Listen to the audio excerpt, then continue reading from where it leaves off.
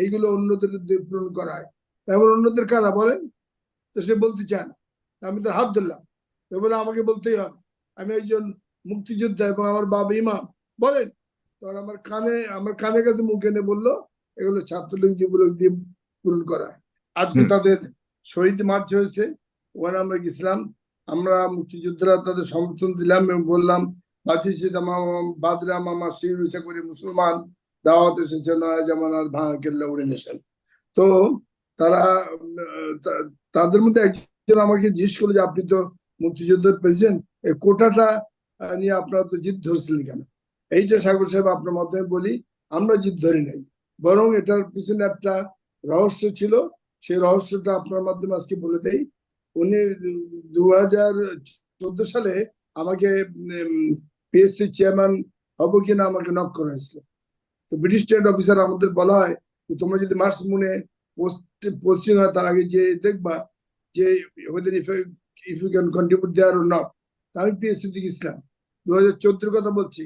সাগর শোনেন, গিয়ে আমি কোম্পানি গেলাম, গিয়ে ওখানে গিয়ে শুনলাম যে 30 লাখ টাকা থেকে 25 লাখ টাকা দিলে বিসিএস অফিসার হওয়া যায়।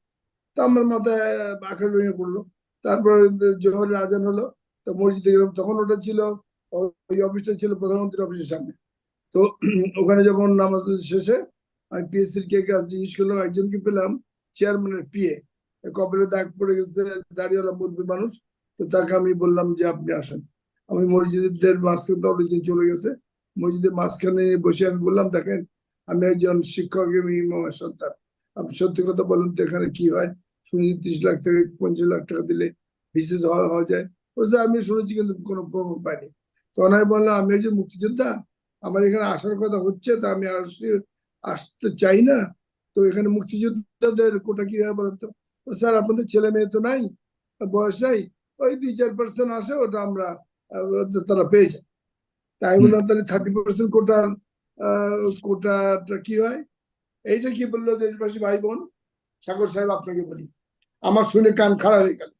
বললো স্যার এখানে এই 30% কোটা রাখা হয়েছে, এইগুলো মুক্তিযোদ্ধাদের পরিবারের ছেলে মেয়ে 30 বছর বেশি বয়স নাই, আসে না, এইগুলো অন্যদের পূরণ করা হয়। তেমন অন্যদের কারা বলেন? তো সে বলতে চায় না। আমি তার হাত ধরলাম, তো বলে আমাকে বলতেই হবে, আমি একজন মুক্তিযোদ্ধা এবং আমার বাবা ইমাম। বলেন। তখন আমার কানে কাছে মুখ এনে বললো এগুলো ছাত্রলীগ যুবলীগ দিয়ে পূরণ করা হয়। তো এই যে শেখ হাসিনা বারবার চাপ দিচ্ছিল 30%, এটা আমাদের জন্য না। আমি মুক্তিযোদ্ধা অফিসারদের প্রেসিডেন্ট, আমি বলছি এটা আমাদের জন্য না, এটা ওনারা অন্যভাবে এটা করে, অন্যভাবে তাদের দলীয় ক্যাডার ঢুকায়। এই জন্য শেষ পর্যন্ত এইটা নিয়ে উৎখাত হয়ে গেল। আর একটা গুরুত্বপূর্ণ বিষয় বলতে চাই, আপনি সাগর আমাকে থামাবেন না, থামালে কিন্তু আমি এটা শেষ করতে পারবো না। এই নগন দেবী মিন নিয়েন আমাকে যে ভিয়েতনামে নিয়ে গেছিল, তো সেখানে অনেক আলাপ আলোচনার মধ্যে আমি বললাম তোমরা আমাদের পরে দেশ স্বাধীন করেছো, তোমাদের এত উন্নতি হয়ে গেল, আমার পিছনে পড়ে গেলাম। তো বললো যে তোমাদের তো বারবার গভর্নমেন্ট ফল করে, চেঞ্জ হয়ে যায়, আর অভ্যুত্থান হয়, হয় সে হয় যে হয়, তো কারণ কি? আমরা আমাদের রুলাররা ঠিক মতো রুল করতে পারে না।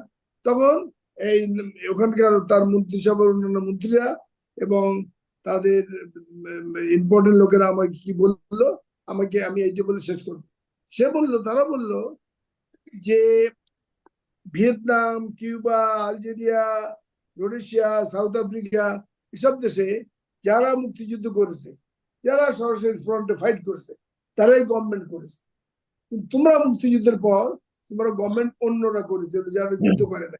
এবং এই যে আমি দেখাচ্ছি, যেন ওসমান স্যারের নেতৃত্বে আমরা মুক্তিযুদ্ধ করেছি, আমাদের এই 11 জন সেক্টর কমান্ডার তাদের নেতৃত্বে মুক্তিযুদ্ধ করেছি, আমাদের এই যে 7 জন বীর শ্রেষ্ঠ তাদের তারা আমাদের আমরা সেটা জানি।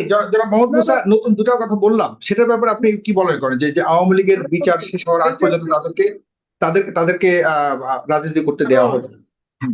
এইটা আমাকে কনক্লুড করতে দেন না কেন প্লিজ, আমার আর আধা নেই। তারা বললো যে তোমাদের যারা যুদ্ধ করেছে তারা কেন গভর্নমেন্ট করে নাই? ফলে যুদ্ধ করে তাদের যে যারা করেছে, যারা কোনো ফাইট করে নাই, রাইফেল বন্দুক শুট করে নাই, তারা থাকে নাই বলে তোমাদের দেশটা বারবার একটা কলঙ্কজনক অধ্যায়ের মধ্যে পড়ে যাচ্ছে। এইটা আমি মনে করি, যেটা আমি এই অভিজ্ঞতা থেকে বলছি, আমাদের মুক্তিযুদ্ধের যে একজন সেক্টর কমান্ডার তাদেরকে মন্ত্রী করা হয়নি। জেনারেল ওসমানী স্যারের প্রতি আরো বিরাট অবিচার করা হয়েছিল। তাকে তাকে ফিল্ড মার্শাল দেবার জন্য আমাদের তদানীন্তন মুজিবুর রহমান সচিব সামল সাহেব প্রস্তাব দিয়েছিল, কিন্তু আওয়ামী লীগ গভর্নমেন্ট করে নাই। কেন? ফিল্ড মার্শাল করলে তার position equal to prime minister হয়ে যায়, virtually equal to prime minister হয়ে যায়। কিন্তু আমরা সেটা করিনি বলে আমরা তাকে ফিল্ড মার্শাল করিনি বলে, কিন্তু একদম মুক্তিযুদ্ধের ইতিহাস নিয়ে আজকে একদম কথা বলছি না, আপনি যে ফিল্ড কথা মার্শাল করিনি বলে ভারত তাদের সেনাবাহিনী প্রধানকে ফিল্ড মার্শাল দিয়ে দেয় এবং জি আমাদের জি জি মুক্তিযুদ্ধের ইতিহাস তারা টেক ওভার করে ফেলে। জি এইটা আমি বলছি গুরুত্বপূর্ণ। আর একটা কথা বলতে চাই যে আপনি যে বললেন যে আওয়ামী লীগকে এখন খবর দিছে যে তারা ব্যান করে দিচ্ছে। না, ব্যান করেনি, তারা তাদেরকে বিচার হওয়ার আগ পর্যন্ত, বিচার শেষ হওয়ার আগ পর্যন্ত কোনোভাবে তারা সাংগঠনিক কর্মকাণ্ড পরিচালনা করতে পারবে। আমি মুক্তিযোদ্ধাদের প্রেসিডেন্ট হিসেবে বলছি, আমার কাছে কিন্তু মেসেজ আছে এই যে একটা এতদিন পরে মানে স্বৈরাচার পতন হয়ে গেল, গণতন্ত্র এসেছে, আমরা আনন্দিত খুশি ওয়েলকাম করেছি। কিন্তু আমার কাছে এমনও খবর আছে যে খুব আগের আমলে যারা এখানে ধনিক বণিক হয়েছিল, ওভারনাইট যারা বিলিয়ন ডলার মালিক হয়েছিল, হাজার কোটি টাকার মালিক হয়েছিল, তারা কিন্তু টাকা পয়সা ছিনাচ্ছে। তারা গ্রামগঞ্জ, থানা, জেলা, উপজেলা সব জায়গায় তারা টাকা পয়সা বিতরণ করতেছে to create confusion and to create law and order situation.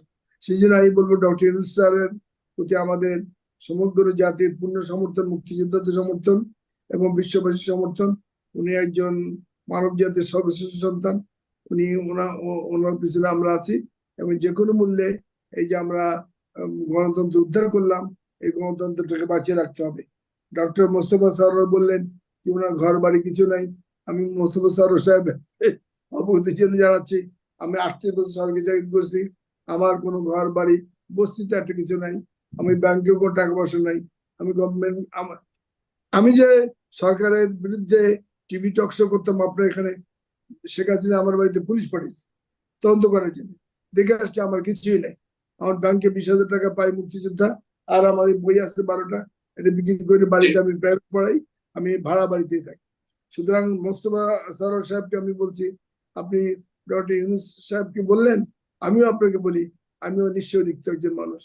আমার আমি আমি শহীদ দরজা থেকে ফিরে আসছি, আমি আল্লাহর পথে চলি এবং হালাল রুটি যেতে চলি। আমি সর্বশেষ এটা বলছি, ছাত্র, তরুণ, যুব সমাজ যা করেছেন, এটা আমরা 17 বছরে 18 বছরে করতে পারবো, এইটা আমরা ধারণা করতে পারি নাই, করতে পারবো এটা ধারণা করতে পারি নাই। কিন্তু আমি 5 আগস্টের আগে তারা বাংলাদেশ থেকে সিমটমস পেয়ে গেলাম এবং সাউথ ব্লক, নর্থ ব্লকে আমার যারা বন্ধু আছে তারা আমাকে নক করছিল যে কি অবস্থা। আমি তাদের কিন্তু এই যে মোবাইলে কথা বলছি এইখানেই আছে, আমি তাদের রিপোর্ট দিয়ে দিচ্ছি যে fall is eminent and shall be fall within 45 days এবং you take care the security of your mission. তারপরেও কিন্তু তাদের ধানমন্ডিতে তাদের যে কালচার সেন্টার পড়াই দিচ্ছে এবং তাদের এম্বাসিতে অ্যাটাক করতে গেছে।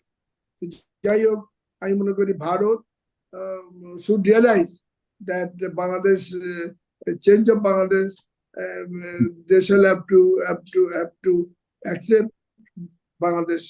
এবং আমি 15 আগস্টের কথা বলছি বলে আপনি মাইন্ড করবেন না, 15 আগস্টের পতনের পর আমার আত্মীয় রুহুল কুদ্দুস সাহেব ছিলেন বঙ্গবন্ধু সেক্রেটারি, লন্ডন ছিল, তাকে ইন্দিরা গান্ধী নিয়ে গেছিল দিল্লি, পিএনএক্স স্যার আর উনি আমি আপনার একটা কথা বললেন, 15 আগস্ট নিয়ে কথা বললেন, মাইন্ড করবেন না। আমরা আসলে আজকের যে প্রাসঙ্গিক বিষয়গুলো নিয়ে আপনি মানে যতক্ষণ ইচ্ছা কথা বলেন, তখন আসলে আমাদের দর্শকরা বিরক্ত বোধ করে। এই জিনিসগুলো আসলে বুঝতে হবে। ওই সময় ইন্দিরা গান্ধী কি ডিসিশন নিছিল এটা বলার জন্য বলছি, উনি কি ডিসিশন নিছিলেন সেটা বলছি। বাংলাদেশ অনেকে চেয়েছিল, ভারতের অনেকে চেয়েছিল ইনভাইট বাংলাদেশ, কিন্তু উনি আমার আত্মীয় রুহুল কুদ্দুস সাহেবকে বললেন, যখন 3 দিন ব্রিফিং শেষে রুহুল কুদ্দুস সাহেব বললেন যে excellence what you doing about Bangladesh, তো what can I do, In 71, people were pro-Indian. Now people gone against India, against me.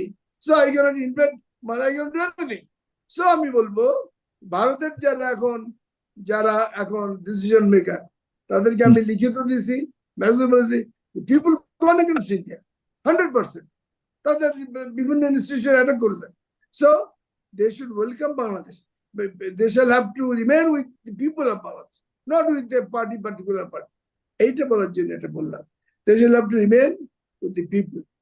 তার মানে আপনি বলতে চাচ্ছেন যে কোন একটা পরিবারের সাথে নয়, যেটি সবচেয়ে বড় অভিযোগ ভারতের বিরুদ্ধে, বরং তারা বাংলাদেশের মানুষের সাথে প্রতিবেশীও একটা সম্পর্ক বজায় রাখুক, এটি আপনারও আহ্বান।